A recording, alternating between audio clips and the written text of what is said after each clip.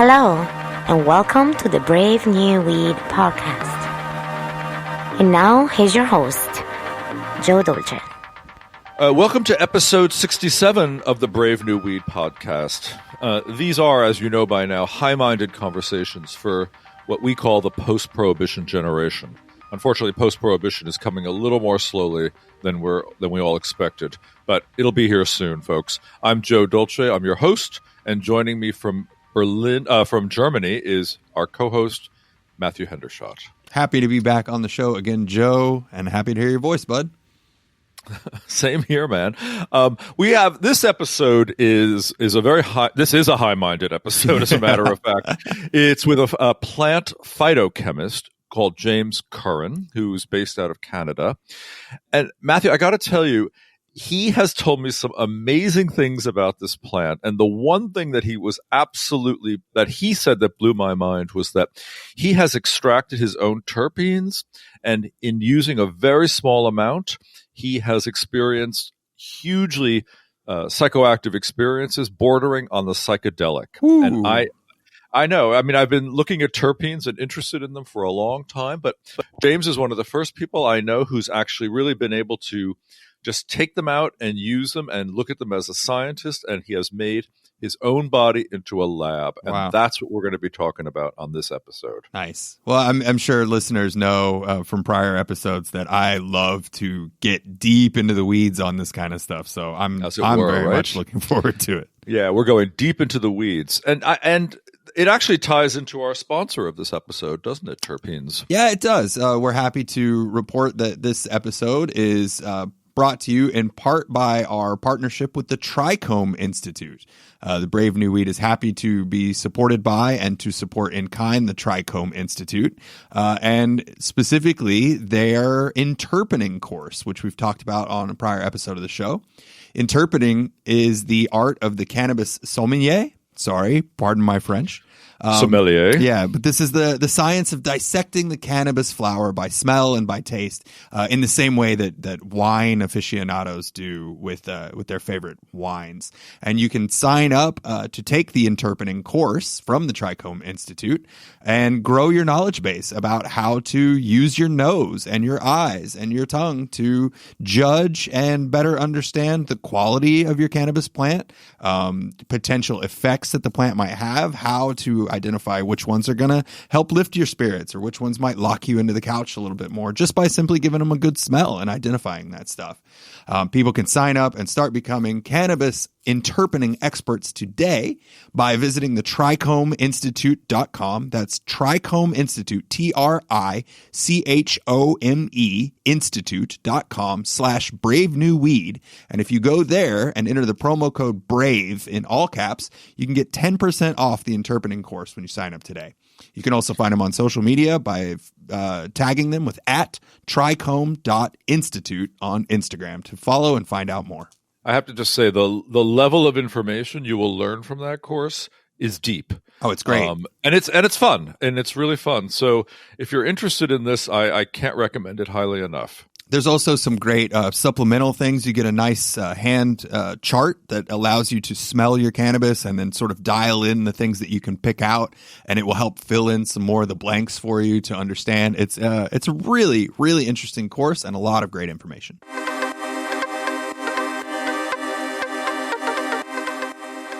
Thanks, Matthew. So are there any news items that have caught your eye this week?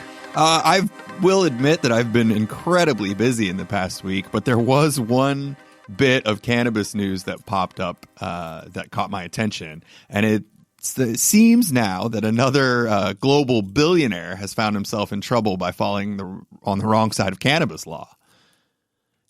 Who? So this is one of the long-listed billionaires of the planet, Guy Laliberté, who is famous as the co-founder of the internationally renowned Cirque du Soleil. He is currently in custody. Oh, God. In custody. For what? What did he do? Well, it's hard to say, but apparently on a private island outside of French Polynesia near Tahiti, it seems likely that he's been detained for suspecting of international drug trafficking because he might be growing some plants on his private island. He completely Do we insists. know how many? Do we know how many plants? Well, there's not a lot of information coming out just yet. This story is breaking, but the one article that I read about it mentioned photos of a plantation, which is indicative that it's more than a few. You know, I hope Guy does not have a lot of trouble with the law, but I must say, when you see Cirque du Soleil, is it any surprise that the founder is a cannabis lover?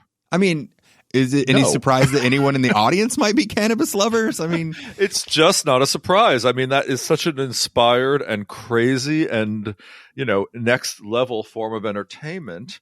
I think we have to, you know, give him a round of applause for actually manifesting some of the effects of cannabis in that kind of fun. That's a very interesting way to put it, Joe. I like that a lot. Well, you know, I think, you know, a lot of things are manifestations of other forms of consciousness. And I think Cirque du Soleil absolutely qualifies as that. Indeed. Well, it reminds me, of course, of our conversation with Alki David about him and his efforts in Latin America with the cannabis plant and getting himself into trouble there. So I would like to extend, once again, open invitation. Guy, if you would love to come on the show and tell us your side of the story, we'd love to hear it. And for our listeners, we'll keep an eye on this story as it develops and give you guys some updates about how it actually ends up playing out. That would be great. Will you before we start the show, will you just tell the listeners how they can support us on Patreon? Because really, absolutely. Who else is inviting Guy Laliberté to tell his side of this little story, right? Indeed. Listeners, we will never ask you to pay anything at all for any episodes of the show. They will always be free. But if you choose to support the show, to come on and back us up so that we can continue to grow, continue to bring you great content, the easiest way to do that is to visit patreon.com/bravenewweed and become a Patreon patron of the show today. You'll find all sorts of tiers for sponsorship and for supporting the show, as little as $1 in a month just to say thank you for our work and efforts, or you can sign up at $5 or even $10. There's a layer of support for the show that gets you an autographed copy of Joe's book, Brave New Weed. So if you're interested in that and haven't picked up a copy, the Patreon page is a great way to do that. So patreon.com/bravenewweed to look at supporting the show and becoming a Patreon patron today.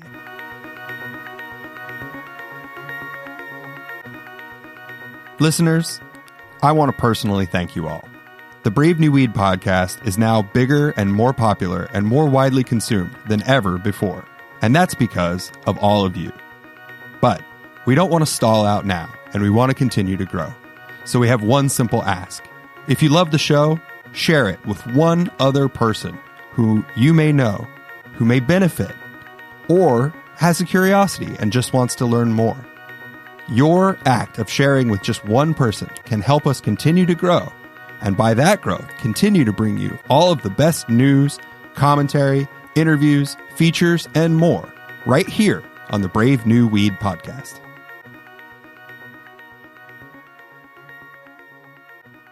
As mentioned at the top of the show, James Curran is a phytochemist who has really been involved with cannabis since a very young age, the age of 14. And I have found over the years that a certain number of folks who find their way to this plant and who stick with it are really valuable sources of information. Their whatever you call it, obsession or love of the plant, drives them to really investigate beyond what a typical expert would have to know. And I think James is one of these people. He's young. He has developed his own extraction methods and his own machinery, and he's an experimenter. He uses his body as his own laboratory. Besides telling us about terpenes and their sort of amazing effects, and these are terpenes derived from cannabis, folks, not just terpenes from fruits. He also going to talk about nano-emulsion, water-soluble cannabinoids, all these things that we're now seeing in the market. I really wanted to ask him what's true, what's not true, what's hype, and what we should be believing. So he's got great information. It's going to go deep into the weeds. I highly recommend listening to this and learning from James, because there aren't many people who know quite as much about this plant as he does. Welcome to James Curran.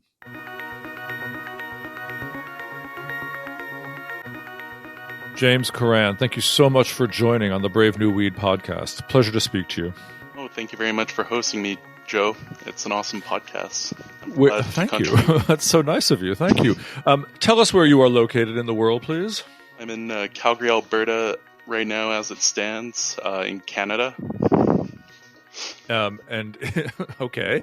And Calgary was a place where there was a lot of tar sands at one point, right? Wasn't there a lot of industry around tar sands? Primarily the technological side of everything, but most of the tar sands are actually up north Alberta near Athabasca, Fort McMurray, everything like that.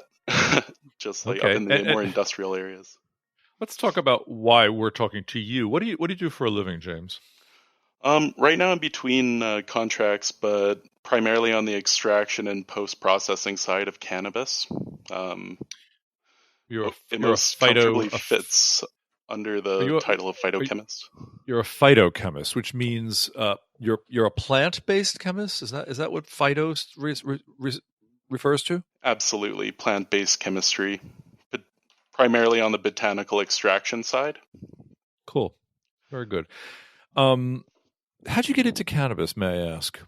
Well, I first around the exact time that I started first consuming cannabis, I realized that there was a lot of therapeutic benefit to it. How old were you, by the way, when you started? 14 years old. Okay, me too. Oh. Go on. Within a month or two of consuming the cannabis flower, I kind of thought, I was like, if I could get like the same feeling out of something that's a little bit cleaner, I would try to do that. And then I discovered butane extraction of cannabis oleoresin, and I started making my own extracts shortly after. And at those moments, I realized that quality is the most important part of an extraction, especially in terms of biomass inputs.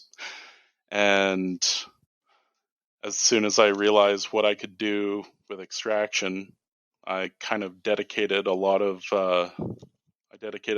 my time and self-directed research towards the extraction of cannabinoids, and have been reading since.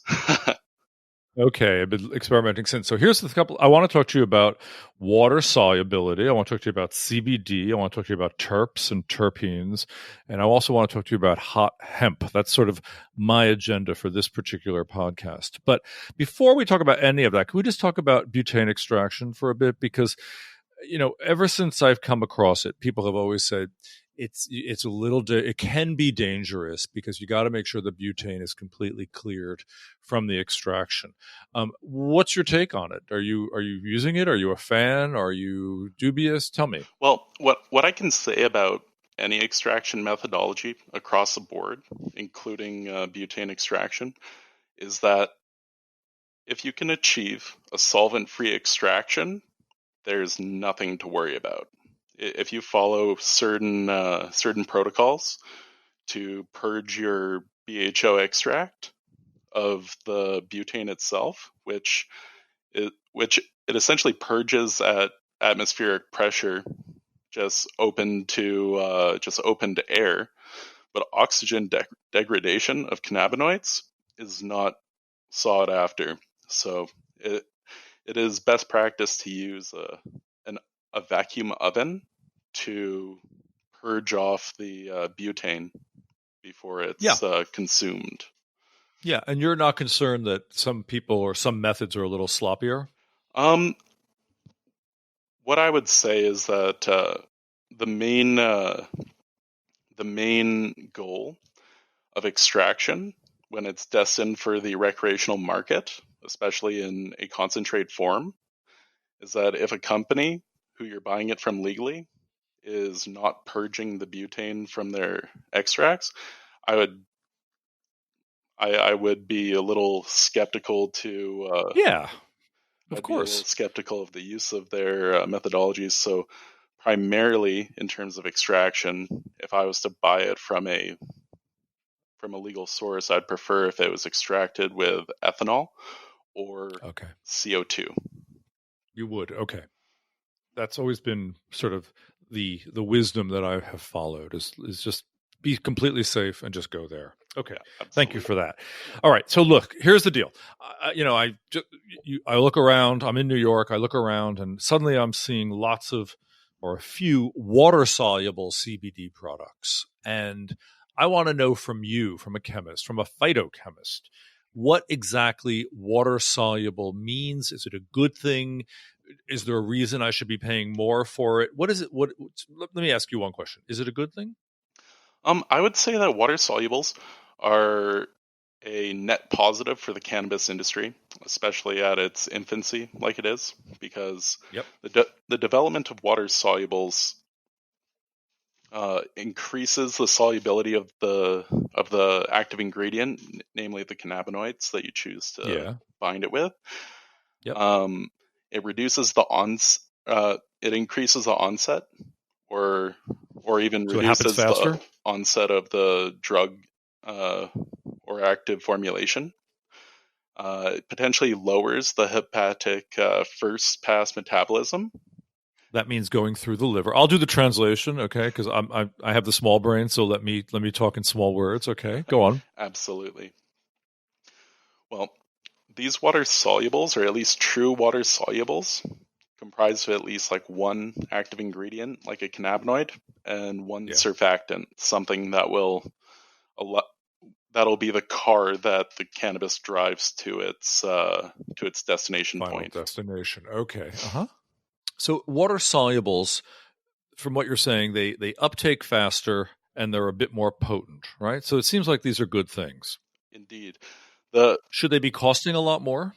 In certain dosages, I would find that it would make more sense. In Canada right now, the milligram dosage on one serving is limited at 10 milligrams per mil. Not CBD or THC? For THC at the moment. So the 10 milligrams per serving is very low, although I do commend them for going towards the microdosing and working their way up. It's very responsible. But a lot of people will say, oh, but I need at least like 50 or 70 milligrams to get my desired effect. But these water solubles, because of how they're formulated, it allows them to kind of bypass that first pass metabolism and allow the cannabinoids count further down the line of your digestion tract. So what happens is that instead of 10 milligrams in an edible that would otherwise get broken down to maybe like 3.5 milligrams, the water soluble will make sure that the most active ingredient is delivered to where it is digested or uptaken. So you're getting it faster and you're getting more. So that's a good thing. Absolutely. Should we be paying more for it? When you look at what it costs to extract and grow and extract all this cannabis, and then put it through all these processes, a lot of people have to get paid. In the illegal industry, or the black market, where a person takes all the profit for all their work, and instead and is able to profit quite handily from the production, they also put in a lot of work. And when you add a lot of people who have to bring in the water soluble formulations, have to extract, have to grow, have to do all this in a large corporation, the costs go. The cost for the feedstock isn't very high. Like it's the process that costs. That's what we're paying for. Yeah, then, exactly. Right? It's the processes and all the people that are behind the product putting it out there. I would say that the lower dose cannabinoid edibles and water solubles in Canada would have to reflect closer to what the actual product minus the cannabinoids is. I wouldn't want to spend $10 for a bottle of CBD water when I know that there's like $1 worth of CBD in there, and the bottle of water normally costs like $2, right? Well, that is one of my problems with the current market of CBD, and let's talk about CBD for a second. To me, it's outrageous that I don't know. I mean, the strongest one I have is 2,500 milligrams in an ounce or two. I can't remember. That's $150. Wow. And well, that's standard operating procedure. Okay. So, that bottle will last me a long time because I'm not taking more than 20 milligrams at a dose. But still, that's a lot of money for hemp.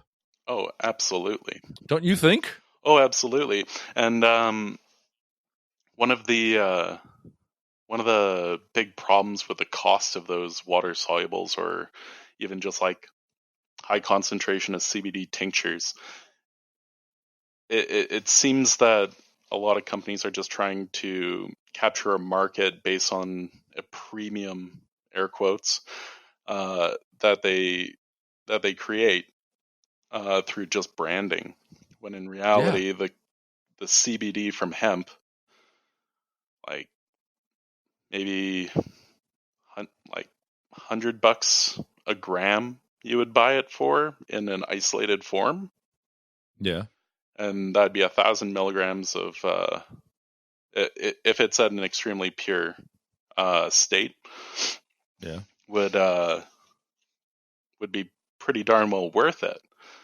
But that's Canadian too, so manage the exchange rate. It's more like $70. Yeah.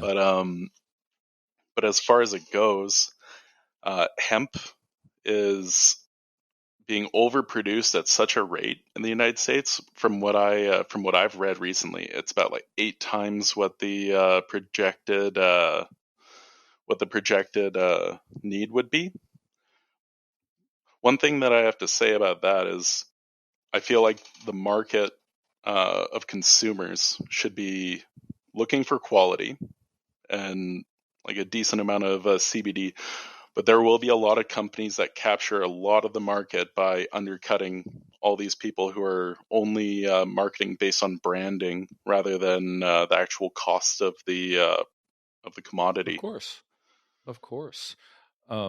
It's an enormous problem at this point in an unregulated market. That's for sure. But before we leave the topic of water soluble, tell me what nano. So I'm seeing a lot of also nano-emulsified or nano-encapsulated products. Is this more marketing hype, or is this a real thing? I would go towards the side of calling it marketing hype.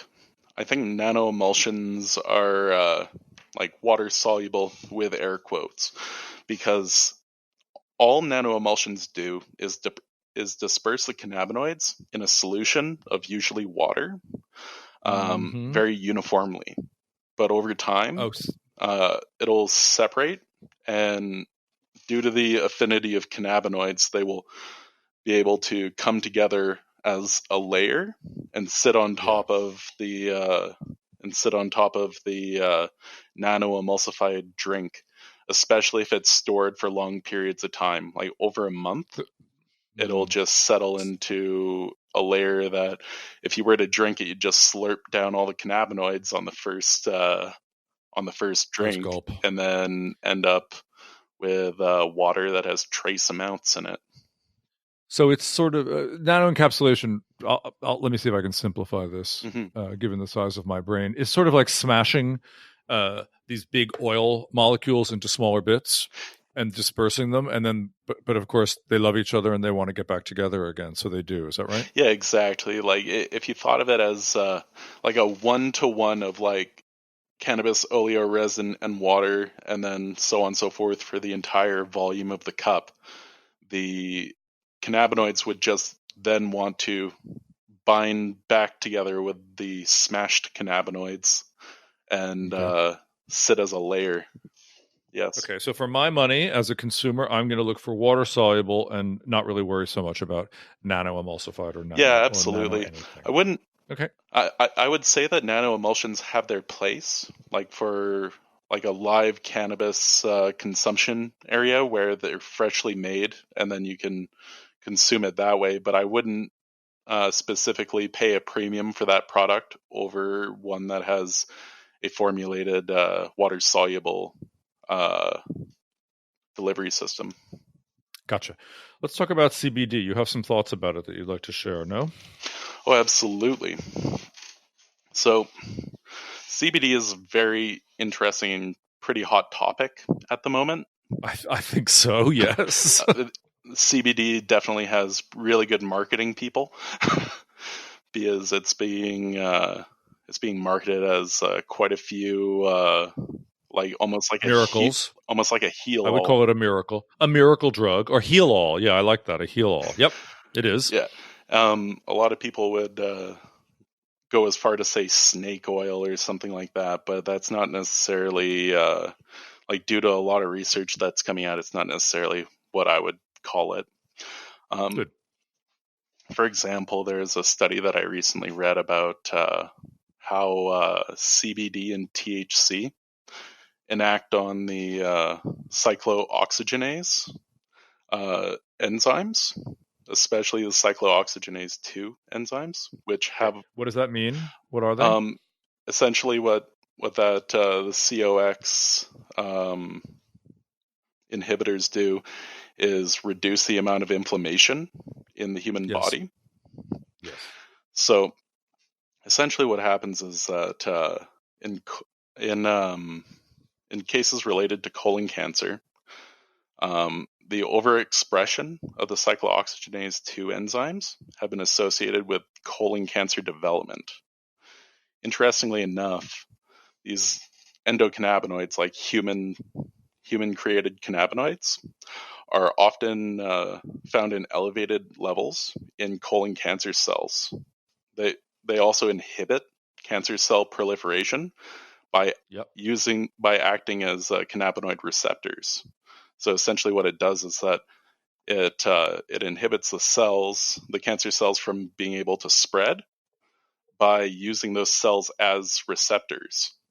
Mm-hmm. So it just forces them to lay like benign. Yeah, it's definitely whipping them into shape. That's so interesting. So let me see if I can get this right, that the CBD, the cannabinoid, is actually fighting the inflammation that is somehow part of the cancer spreading. Is that correct? Indeed. And that's one of the cool bridges between endocannabinoids and phytocannabinoids. The plant-based cannabinoids are used by the body in a similar way to endocannabinoids. So people with endocannabinoid deficiencies can actually use phytocannabinoids to supplement those. So once we do more studies on the human endocannabinoid system, we'll be able to better prescribe cannabinoids to help offset these deficiencies. There's no data thus far to say if you take X milligrams of CBD, you will be able to make this effect on the proliferation of your colon cancer, is there? Not yet, but now that we're now that cannabis science is coming to the forefront of medical research, we'll start to be able to actually explore those possibilities much more realistically. I've read that CBD is 20 times as powerful and anti-inflammatory as aspirin. Have you read that? Oh, absolutely. Is that an accurate number, 20 times? Oh, yeah, totally. And what's the number of... So what number of milligrams would one take to get the effect of taking 2 aspirin? I would say quite a micro dose. Small. Probably around like 10 to 15 milligrams of CBD. Wow. That's good value then, huh? Oh yeah. So people are using CBD as an all-purpose anti-inflammatory. There's a lot of people, myself included, who believe in the anti-inflammatory diet, that we want to keep inflammation low, to keep ourselves healthy, and to keep our systems at optimal performance rates, let's say. Do you subscribe to that? Is there a chemical basis for this, phytochemist? Oh, I would actually, I would say that an anti-inflammatory diet that included like curcumin, like from turmeric, and other plant-based terpenes. Like for example, you've eaten like farm fresh tomatoes, right? Of course. Like that tasted like none other. When you go back to the supermarket, and then you can. We don't want industrialized square tomatoes. No, we want real tomatoes. Yes, James. Yeah, and when grown in like a nice environment that's mindfully managed, like for example, like crop cycling and everything like that, to kind of like take the good out of one crop and then be able to have it give to the soil so that the next crop is able to thrive based on what it gives. Yes.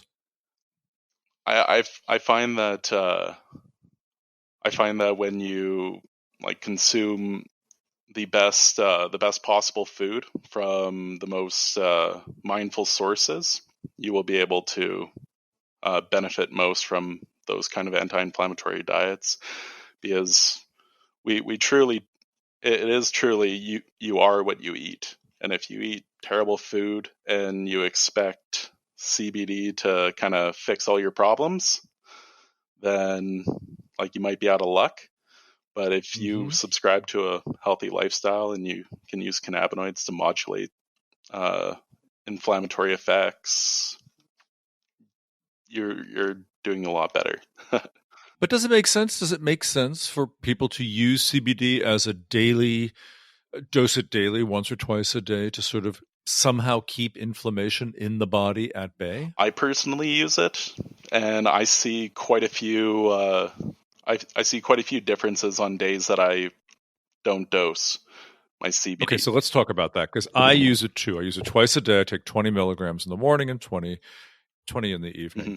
And I find that, I'm Italian American and I have a lot of Sicilian blood, and it tends to erupt rather quickly sometimes when people are irritating me. When I'm using CBD, I actually find that it's easier for me to take a breath, take a pause, and not react so quickly. And this has been maybe it's age, I don't know. I've been struggling with it my whole life, but it actually makes a huge difference. And I've noticed it over time. And I also use it for a pain condition. And it's a very subtle thing for pain, right? I mean, I have arthritis, so in certain joints of my body. And you don't feel, it doesn't, like, you don't take it and zap, it goes away, but you feel the pain less. Those are the two effects that I find the most. Tell me what you're using it for. And how old are you? I'm 25 years old, and I actually use a similar dosage to you. I'm at about 30 milligrams a day, twice a day. Okay. What I find most notable through my consumption of CBD is that it's not necessarily what you notice, but it's what you don't notice.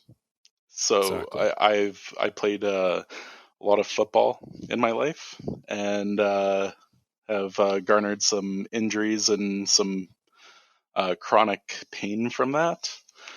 But what I've realized is that upon using like a daily dosage of CBD, my back pain, like the tightness in my back, has almost is almost alleviated within like a couple hours of consuming my CBD, to the point where it's not necessarily numb, but I can feel I can feel it loosening up, and it's not because stretching or anything like that. It's an ease of it. Now, I have also found, though, that this does not happen immediately. I have found that you have to take it for a couple of weeks, maybe months. I'm not really sure. I didn't clock it when I was starting. And then you sort of reach some weird, very subtle threshold level, and then it kicks in. Do you find that? Oh, absolutely. A lot of people quit on it far too early. Like they'll go like, nah, it doesn't work for me, or something like that, when they're expecting an instant kind of change. But like everything in your life, if you want to change it, you got to change that. You got to change your routine. So did it take you a while for it to kick in and notice the lack of things, as it were? I would say that it was a much shorter period. My body is pretty sensitive to phytocannabinoids. Like even when I consume a vape, I would prefer if it was Delta 8 THC, because Delta 8 THC is less psychoactivity to it, and it actually lasts longer, and it's more of like in comparison to like consuming like high Delta 9 THC.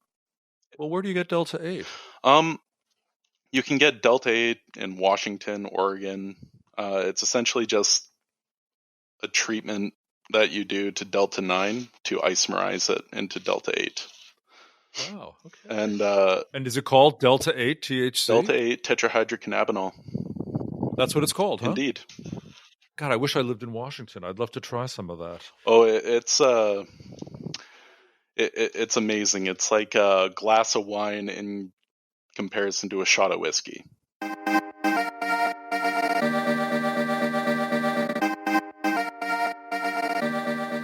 Amazing. Okay, I want to move now to one of my favorite topics of terpenes, right? Excellent. Because I've been noticing that there's a lot of products suddenly that has terpenes added into it, and these are ingestible products or tinctures or oils. And my question to you is, when you add terpenes to something that you're putting into your digestive system, is it real or is it just bullshit? Well, I mean, is it going to have an effect or is it not? I get them when you're inhaling. Yes, of course.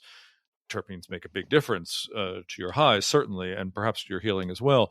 But what about in the other formats? Well, one thing I would say is that the oral consumption of terpenes, especially cannabis-derived terpenes, because I do believe that there is a difference, even though on a molecular level, a limiting terpene from lemons and a limiting terpene from cannabis may be near identical. Yep. But I do believe that cannabis-derived terpenes have a level of psychoactivity to them that cannot be emulated through another botanical extractions terpene. Now, I think you have a little personal experience of this, don't you? Oh, absolutely, my friend. Share, please. Share with the listeners. So, doing a terpene extraction of cannabinoids, doing a terpene extraction of cannabis, if you use the right conditions and the right apparatus, you can separate terpenes on the front end of a distillation, and those terpenes are extremely pure and, if done correctly, crystal clear. Now, if upon consumption of alpha-pinene, or at least an alpha-pinene high terpene extract, I experienced a large amount of psychoactivity for a short period of time. So how long? What I can say is that terpenes, especially extracted from cannabis, extremely, extremely potent. In the way that terpenes are mostly known for their ability to modulate a cannabis experience. Like, certain people prefer beta-caryophyllene, especially when, like, say after a long, arduous workout, or say they want to ingest some limonene with their extract because they need to perk up, kind of like the cannabis version of coffee. Yeah. I would say that unless the terpenes are cannabis derived, terpenes added to a product that for oral consumption are dubious at best. You're so much more Canadian than I am, James. I would just say they're bullshit. You're going to call them dubious at best. That's very good. Okay. But wait, I want to ask you about, you took some pinene that you derived yourself. How much did you take? About 1 ml of the... A tiny amount. Oh yeah, but concentrated. Okay. And how long did these effects last? 10 minutes, 20 minutes? 20 to 25 minutes of like intense, like near psychedelic. Wow, it's like the DMT. It's like the DMT of cannabis. Is that right? Absolutely.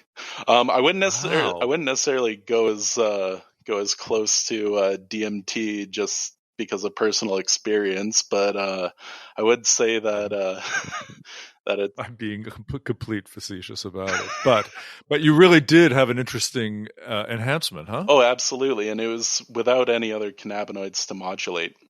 So, Amazing. So one thing I can say is that cannabis-derived terpenes, they're awesome, especially when consumed orally.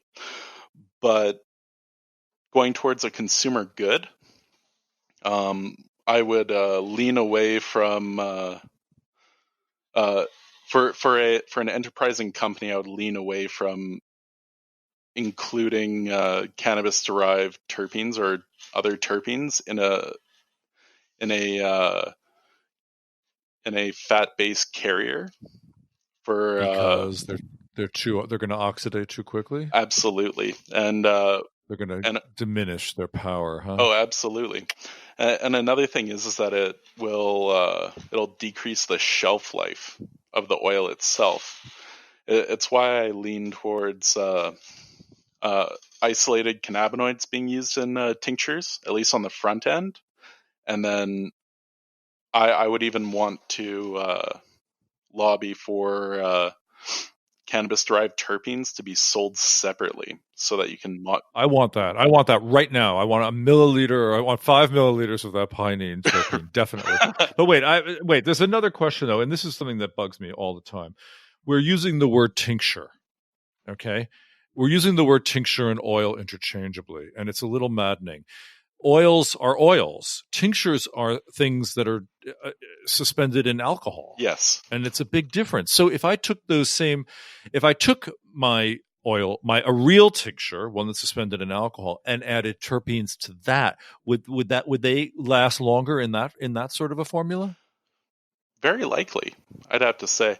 One problem with an alcohol tincture is it limits what you can add it to without oxidizing or releasing some of the terpenes and alcohols and stuff like that. So it kind of leads to a lesser a consumer good that would be harder to regulate. Oh, really? So, like I do think that it would last longer and could have a better effect to keep the alcohol and terpenes in your mouth for that long for the oral uptake would be pretty uncomfortable. It's about 5 minutes, isn't it? Yeah, 3 to 5 minutes. Yeah, you'd want to be swishing around. High. It's a good gargle. Yeah. It's a good gargle, I would say. Yeah, exactly. Hey, listen, can you buy cannabis-derived terpenes on the open market? I believe only in a business-to-business kind of way right now. One of the big problems. Are you a business? No, not at the moment. I'm between contracts. Get to be a business, and then my business can buy some from you. Absolutely. That's actually one of the interesting ways to.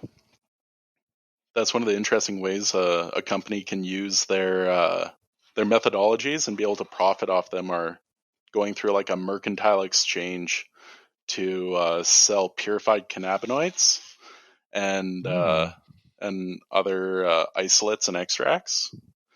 So it is a good point you bring up there.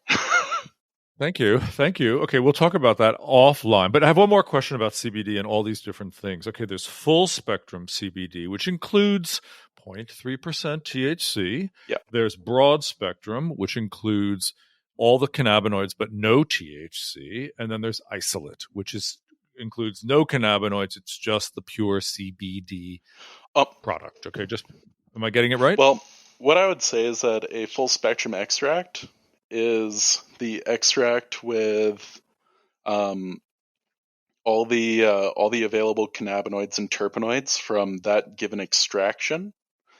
Broad spectrum is a little bit of it's a word that I don't necessarily throw around much with cannabinoids, because like full spectrum is essentially saying this is like the amount of cannabinoids, this is the total cannabinoid content of the extract, whereas an isolate is isolating a certain cannabinoid or terpenoid or flavonoid, and then being able to have it in its pure form for the formulation of say like a product or a different dosage.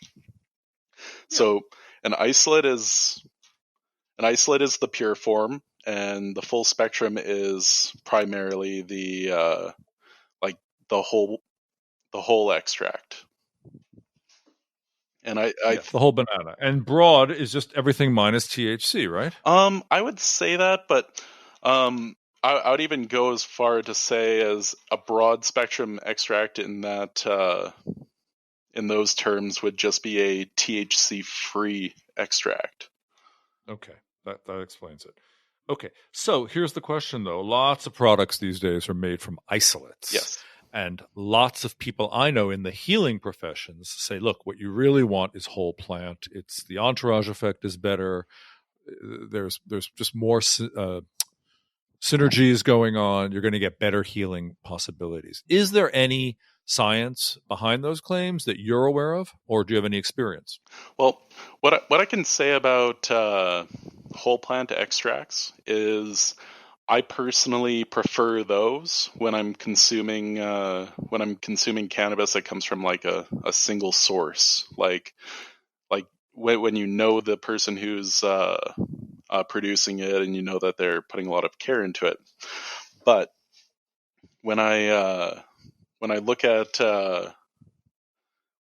how random the terpene profiles and everything like that can be with a whole plant extract, a person could be taking in a terpene that does not jive with them personally, but it's the whole plant extract that someone told them that they should be consuming instead. When I look at the entourage effect, I do think that there are considerations that will go forward for formulations of trying to emulate it. But I think the mindful separation and reintroduction of those compounds will be where the real value will be. You believe in the entourage effect? Absolutely. Especially after consuming those terpenes in that kind of way, kind of made me realize that whenever you consume cannabis that has like no smell or is like very low in terpenes, I find it to be a very empty high. When on the inverse, if you're consuming cannabis that is like extremely high grade and lots of terpenes, the cure was perfect and everything along those lines is a thumbs up, then you'll be consuming cannabis that is markedly more potent just based on the effects that you experience. The nose knows, James. Yes, exactly. The nose knows. We don't really need to be phytochemists to know this. No offense. Oh, indeed. Okay. Hey, can we talk about another topic here? This is really interesting to me. I want to know more. I want to come to Alberta and experience the pinene and the limonene yes, and the ocimines, the beta-caryophyllines and the myrcenes. Not so much, unless I'm really tired, maybe, and then want to go to sleep. Yeah, they're too common. Well, they're a bit common, but they might be really interesting though as sleep aids, right? Oh, absolutely. Have you tried them as sleep aids? I the beta-caryophyllines or the myrcenes? Oh, absolutely. But I think there's even better terpenes out there for sleep aids, like the such as transneurolidol. It's like an orange smell. That's an orange smell, isn't it? Transneurolidol is more of a flower, more floral. And there's also linalool. Yeah, linalool. Pretty much all of the floral Lavender. smelling. That's lavender. Yes. Uh-huh. Usually it's the floral ones that will produce a more sedating effect. I see. And so then what would, if I was to take a milliliter of beta-caryophyllene or a milliliter of myrcene, other than having a very skunky taste in my mouth, what would the effects be? I don't have personal experience with those, but I find that beta-caryophyllene smells more like cloves and pepper, like black pepper. Yeah. Yeah. Most of my experience with plants that are high in beta-caryophyllene, like very high, like 1% of the total composition of the sample was beta-caryophyllene. It made my skin itchy and it made me sneeze. So personally, Sounds like pepper. Oh yeah, really does sound like pepper, doesn't it? Right. Yeah. Oh, I find well, you're really making me want to come up there and just have like a week of terpenes and just like use my body as an experiment. Sensory overload. Terpene overload. I want to try it. I want to see. I mean, I love the fact also that it's gone in 20 minutes. It's over. You know, I'm not really terribly worried about it. Okay. Final topic: hot hemp. Hot hemp. I love what it sounds like. Yeah. Tell us what it is and what your thinking is about it, please. So, hot hemp is it's not necessarily a phenomena, but it's something that a lot of hemp farmers in the United States, Canada, and worldwide are dealing with right now. Essentially, hot hemp is hemp that is stipulated to grow under the 0.3% limit, but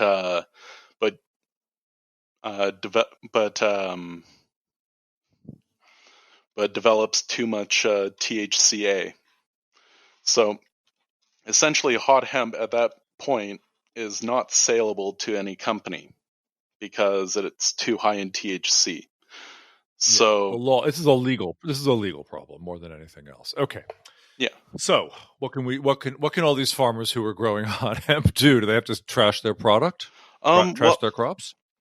Well, there are a lot of farmers who are sitting on hemp that they can't sell because it's too high in THCA.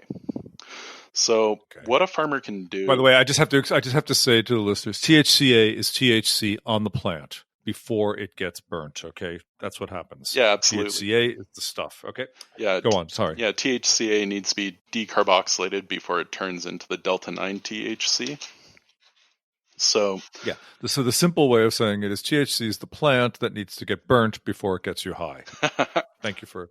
Sorry, I just have to be. I just want to make sure everybody knows what we're talking about here. Anyway, absolutely. Please go on. Hot hemp. So hot hemp becomes this hurdle for these farmers to be able to sell their product. So what can be done is remediation of the THCA from the crude. Can be done through a multitude of processes that, depending on the concentration of THC and like what the desired product has, you can essentially separate it from the crude with either mechanical or chemical processes that then leave you with a THC-free crude that can be sold statewide, countrywide, or even internationally.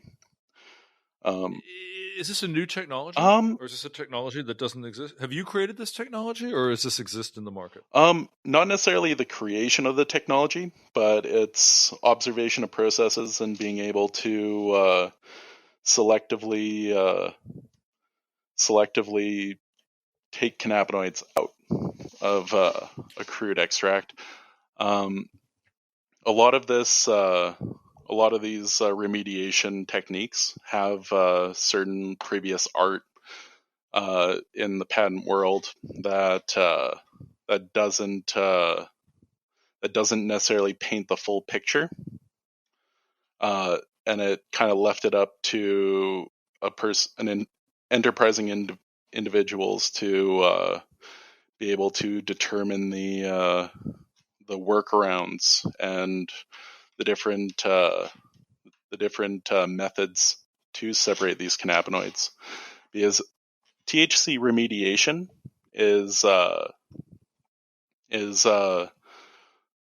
has become an industry because of regulations rather than has been a long-standing industry.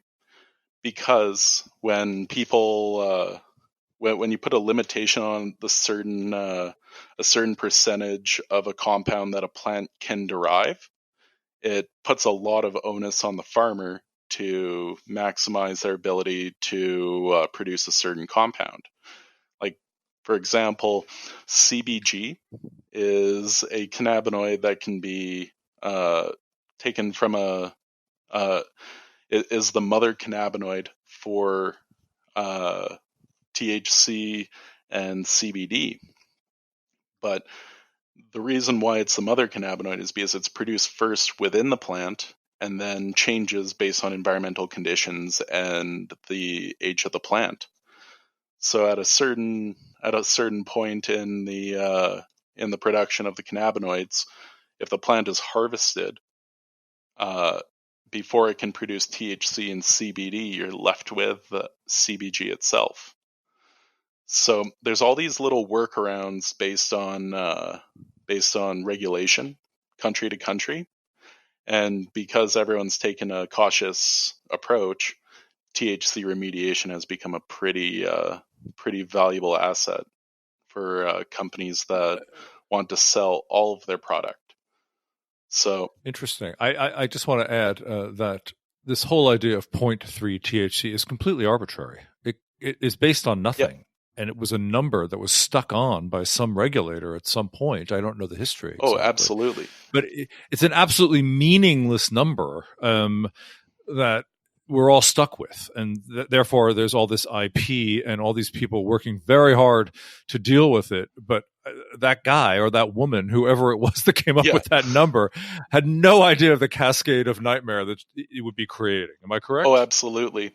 And although it is a cascading amount of nightmares for all these farmers who have hot hemp, but then there's the people who are able to remediate the THC from the hemp, that it essentially has created an entire industry out of. Yeah, that guy, he didn't know he was a genius. He didn't know that there would be a certain group of people saying thank you so much. James, you're incredibly interesting. So if people want to talk to you, how do they find you? You're not a business. Are you just a stealth operator in the world? Oh, I would say people could reach me by email. Like they could, like my personal email. What's your email address? You might as well tell them. James, James, P as in Peter, A as in Albert, Curran, Curran @gmail.com. James, P.A. Curran @gmail.com, correct? Indeed. Hey, I want to really thank you for this talk, and I definitely want to talk more, and we have to figure out a way to do this this day of terpenology, okay? Because it really it just sounds amazing and interesting, and I've never heard anyone else talk about it like this. So I thank you very, very, very much for joining. Thank you very much again for hosting me, Joe. It was a great talk.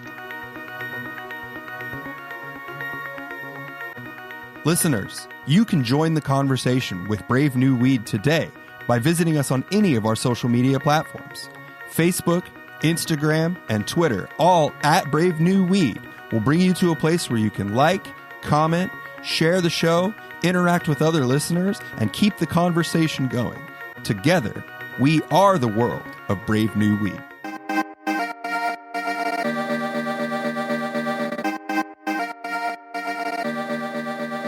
So what did you think of that, Matthew? I love science. I love getting it hits me in both ways, right? Because I love the science of the plant. I always have. It's fascinating to me. But I also take it upon my shoulders a small responsibility to spread truth about this plant into the world. We get emails all the time about people who have a new product this or a new system that, and so much of it can just be like, maybe we believe that or maybe we don't. So sharing this kind of solid information with people so that they can make informed decisions about what they're going to ultimately be putting in their body. I think it's a great, great service, and I'm really grateful that James took the time to speak with you on the show. And I think what you'll find is that in 5 years, probably much of what he's saying becomes known as fact. It becomes part of the wisdom of the plant and of the science. So that's what I love about the whole field of cannabis. And there are these self-appointed stewards of knowledge, and they're really worth seeking out and listening to. Really worth it. That's why we do what we do, isn't it, Joe? I hope so. I think so. And I actually think that Max Montrose, who runs the Trichome Institute, is another one of these folks. You know, he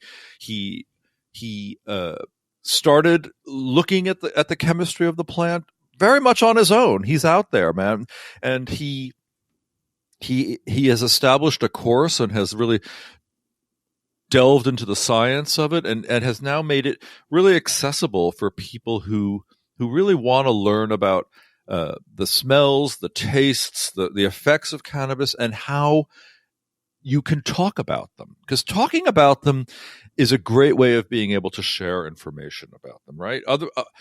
Because of prohibition, our language and our thinking about it has been sort of constrained. But people like Max are really opening that up, and it really makes a big difference to the community and how we learn to speak about the plant and how we learn to talk about effects.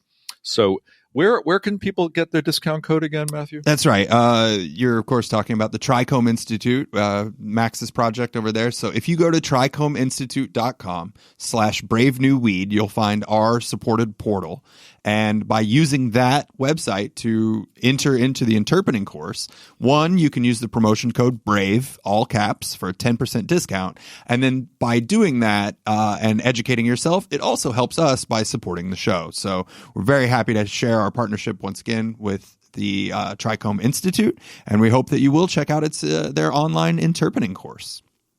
And thanks again for tuning in. The next episode will bring you a live interview from some judges at the Emerald Cup.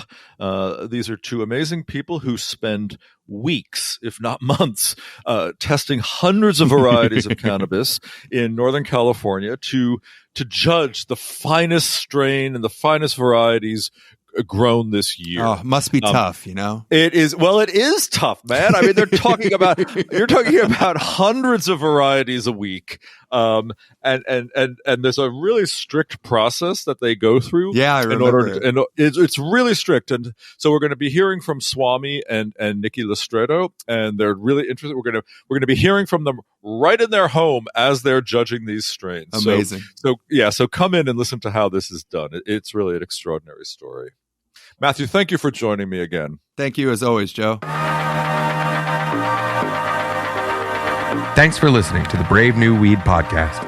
This episode and all future episodes are made possible by amazing listeners like yourself. If you like what you've heard, we encourage you to show your support by giving $1 a month for special access and rewards on patreon.com/bravenewweed. You can also follow us on Twitter and Instagram via @bravenewweed. Find us on Facebook at facebook.com/bravenewweed. And remember, you can always find more information about us or information discussed in each episode by pointing your favorite browser to bravenewweed.com.